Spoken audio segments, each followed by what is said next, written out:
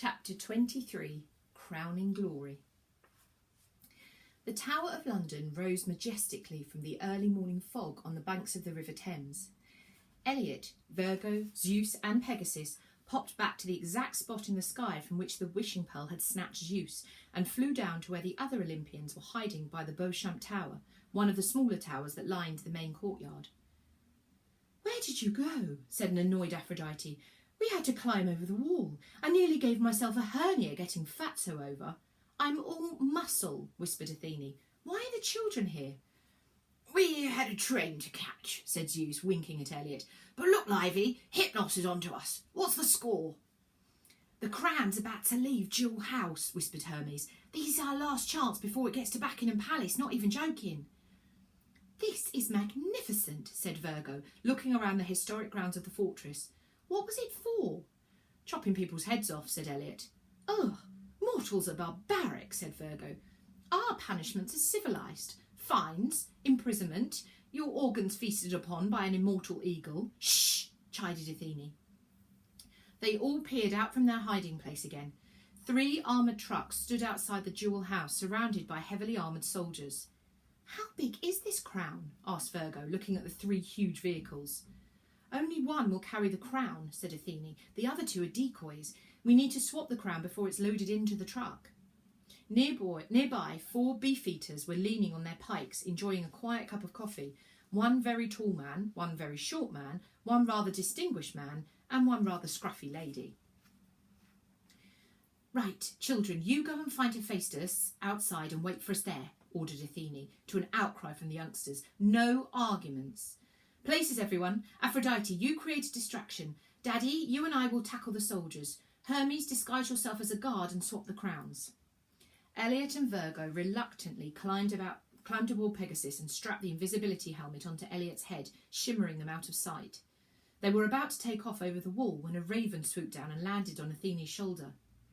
"But what about me?" it whined. "I want to play." They all whipped around as Hypnos disassembled back into himself. "It's horribly early, isn't it?" said the demon of sleep, raising his ivory trumpet to his lips and blowing a thick fog of black smoke towards the gods. "Perhaps you'd like a little sleep." The Olympians scattered away from Hypnos's blast, tumbling across the grass on the tower green, hidden from the soldiers' view by the white tower. "Oh, please," whispered Aphrodite, getting back to her feet. "There's only one of you, and there are 4 of us. How hard do you like your butt kicked?" "Good point, good point, cutie," laughed Hypnos. "Only fair that we even up the teams." The demon aimed his trumpet towards the 4 beefeaters and blew another almighty cloud of black smoke their way. It wafted around their big navy blue hats, splitting into 4 small cyclones that circled over their heads for a second before simultaneously sucking into their left ears. The strange sensation made them all instinctively put their hands to their head, but then, as one, they snapped to attention, drew their pikes, and started marching slowly towards the gods, with their weapons aimed at their enemies. "Execute," they droned together. "Execute." "Look, the crown," whispered Elliot to Virgo. "It's coming out of the Jewel House." They both strained their necks to see the imperial state crown as a security guard carried it out on a red cushion. The purple velvet cap at the centre was encased by a frame of gold, platinum and silver. Every kind of gemstone covered the crown, rubies, emeralds, pearls and sapphires. And in the centre shone the most brilliant diamond. "That's the Earthstone," gasped Elliot. Even in the morning mist, the diamond outsparkled its companion gems with a penetrated, otherworldly light. "Execute," moaned the beefeaters as they marched on the gods. "Execute." "What's he done to 'em?" asked Hermes. "They're sleepwalking," said Athene. With the gods rooted to the spot, Hypnos raised his trumpet to his lips to blast them again. Elliot dug his heels into Pegasus's side and cantered towards Hypnos. "I'll have that, thanks," he said, and snatched the trumpet from Hypnos's hands. "What? Who's there?" hissed the demon of sleep as his trumpet vanished into thin air. "Don't play with me." "Where's the crown?" said Elliot, making Hypnos spin round to find the direction of the unseen voice. "I can't see," said Virgo. "We need to get closer." "Is that you, child?" grinned Hypnos. "So you want a game of hide and seek? Ha! You're it." Elliot put his fingers to his lips to silence Virgo, as Hypnos put his hands in front of him to feel for the invisible thieves. The Beefeaters were now just metres away from the gods. "Looks like it's time for some fisticuffs," said Zeus, rolling up his sleeves. "Back in the day, we enjoyed a good scrap." "We'll have to be gentle with them," said Athena. "They don't know what they're doing." Elliot smiled as Hypnos walked straight past him. The gods were going to nail this. "Forget fisticuffs," said Hermes, drawing his slender body into a low crouch with his hands raised. "I can handle this, Beefeaters. Hold tight. I am the Karate King. I am a trained master in Sucks to Be You. I'm a black belt Bosch." Hermes performed an elaborate series of martial arts moves, kicking and lunging with a chorus of high-pitched cries. "Hi-ya!" he yelled each time, kicking his right leg higher with each shout. "Hi-ya! Hi-ya!" The Beefeaters stopped and stared. "Ha ha! Scared now, aren't ya?" shouted Hermes, drawing back his leg for an even bigger kick. "Well then, check this action out. Hi-ya! Hi-ya! How! Hamstring! Hamstring! How! Ow!" Hermes yelped painfully across the grass, clutching his injured thigh. Elliot gently urged Pegasus on to get a better view of the crown, but the moment the horse's hooves hit the cobblestone, Hypnos flew over. They froze as he felt around, barely a metre from Pegasus's head. "Here I come, ready or not," sang the demon. Elliot looked to the gods for help, but the Beefeaters had their full attention. "Athene, we've got this," said Aphrodite, signalling to her sister as two of the Beefeaters reached them. "Remember the old routine?" "As if it were yesterday," said Athena confidently, retreating across the grass to give herself a long run-up. "You throw me up, I'll take two of them down with a flying somersault before you cartwheel over and flip the other two over your head. Ready?" "Ready," said Aphrodite, kneeling down and cupping her hands. Athena sprinted towards her sister, ready to be boosted into the air. But halfway, confusion clouded her face. "We use my right foot. No, my left foot, right?" she called as she hurtled towards her sister. "Right," shouted Aphrodite. "Right as in the foot, or right as in, yes, it's your left?" "Right!" yelled Aphrodite as Athene charged on. "Which right?" screamed Athene. "You need to give clearer instructions." "You're right." "I'm right about what?" screeched Athene. "Too late." She put her foot into Aphrodite's hands. "Seriously," Aphrodite groaned as she attempted to fling her sister into the air. "What have you been eating?" "I am the perfect weight for my... Ah!" With a heave, Athene tried to leap gracefully into the air, but on the wrong foot, and with all momentum lost, Athene splattered backwards onto her bottom, kicking her sister in the head with her right foot. The two goddesses sprawled across the green. Come out, wherever you are," cooed Hypnos. As the demon groped towards Pegasus, Elliot tapped the horse's neck and pointed to the sky. Pegasus winked and, lightly as a feather, leapt into the air, just as Hypnos grabbed at the empty space in front of him. "You boron!" yelled Aphrodite, holding her hand to her swollen nose, forgetting all about the Beefeaters. "They seem a little suboptimal," whispered Virgo, looking down on the gods.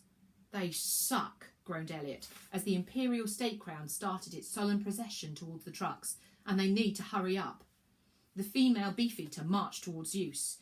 "Execute! Execute!" "I will not fight a lady," said Zeus, snatching her pike and throwing it down. "It would be unfair, unchivalrous, and The Lady Beefeater grabbed Zeus by the chest, lifted him over her head like a paper dumbbell, and flew him to the floor with a thud. "And bally uncomfortable," he groaned, as he crashed to the ground. "Oof, my back!" "Listen up," said Athene, holding Aphrodite's head at arm's length. "We're out of shape. We'll have to do this another way. We need to get into their minds to break the sleepwalking spell." Elliot stifled a frustrated groan. He checked that Hypnos was still creeping around below. Maybe he could snatch the crown himself. He looked at the team of soldiers and their machine guns. Maybe not. But as long as he kept his eye on where the crown was, the gods would still be able to swap it. "Execute!" droned the older Beefeater, lifting his pike and aiming it at Athene. Athene put her hands to her brilliant head, searching her brain for a solution. "When was the tower built?" she suddenly shouted. The Beefeater immediately snapped to attention and instinctively launched into his guided tour. "The tower is believed to have begun in 1078 at the behest of William the Conqueror," he recited, still keeping Athene at the end of his pike. The first building was the White Tower, which is an impressive 27 metres high. Now, if you'd like to follow me, the toilets are this way. With Hermes still rolling around, clutching his hamstring, the tall and short Beefeaters marched on Aphrodite. Execute! Execute! Inspiration struck the goddess of love. She blew 2 kisses. The kisses floated through the air as pink wafts before settling gently on the Beefeater's lips. They stopped and inhaled the sweet scent of pure love. Jim, in all these years we've been working together, I've never told you what a great friend you are, said the taller one. I don't appreciate you nearly enough. Give over, Steve, Jim blushed. You're my best mate. I don't know what I would have done without you when Fulham were relegated last season. There's something else I need to say to you, said Steve, welling up. There's something I need to say too, choked Jim. I really love you, man, blurted Steve. I really love you too, sobbed Jim. We don't spend enough time together. Let's call the wives and arrange for a holiday for the 4 of us. Great idea, howled Steve. Is the house next door to yours still up for sale? It is, sniffed Jim, smashing love conversion. I'm going to move in, cried Steve. Let's buy a caravan together, cried Jim, pulling Steve and Aphrodite into a huge bromantic hug. With Aphrodite trapped between the 2 sobbing Beefeaters, Elliot looked down to see the crown being loaded into a black box. Hypnos was directly beneath him, pouncing intermittently into thin air. Zeus was still on the ground with the lady Beefeater ready to spear her prey with her pike.